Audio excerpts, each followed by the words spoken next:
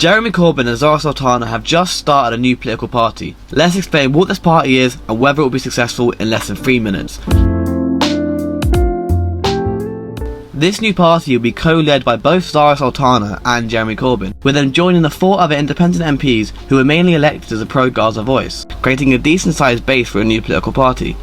The idea is to build up a bottom-up movement, and whilst no official policies have been outlined, it's likely to include anti-austerity policies such as reversing the changes to winter fuel allowance, scrapping the 2-child benefit cap, and reversing the cuts to disabled benefits. And with both leaders being outspoken pro-Palestinian supporters, it will almost definitely involve stopping all UK involvement of Israel, with a heavy focus on anti-war policies.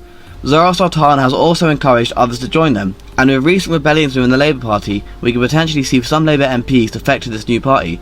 As well as this, I also think it's very likely that they will merge, if not at least form an electoral pact, with the Green Party, because if they don't, they will cause a massive split in the left-wing vote, and with the threat of reform, working against each other is not sensible. Now, the juicy part. Will it work? Well, it's hard to tell.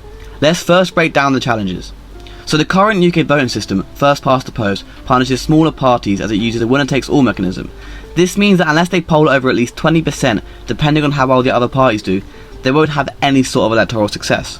As well as this, just like they did with Corbyn during his leadership of the Labour Party, the media will smear them in literally every way they can. I mean, they have literally already started. But despite these challenges, there is hope. First, they are already predicted to poll relatively high. In fact, they're predicted to poll as high as 10% initially, taking around 3% of Labour's vote share, and a similar amount from the Greens, taking them from 8% to 5%. However, with that remaining 5%, if they merge with the Greens, as I mentioned earlier, it would put them comfortably at around 15%, which is insanely good polling for a brand new party. And considering that millions are fed up with the status quo, this polling number could continue to rise over the next 4 years.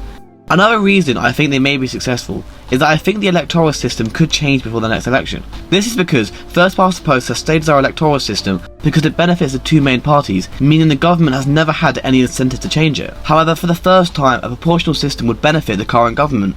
This is because with Corbyn and Sultana eating into Labour's votes, Reform now comfortably sit ahead of Labour by 7%. In fact, if Labour want to hold any sort of power, they kind of need to change to a proportional system. And if this happens, the new party's 15 to 20% polling could lead to a coalition government.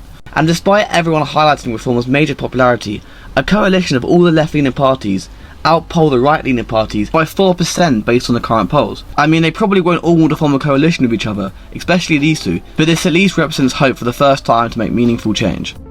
Thank you guys so much for watching, and if you enjoyed this video, please like and subscribe. I'm going to be trying to post 1 or 2 videos a week.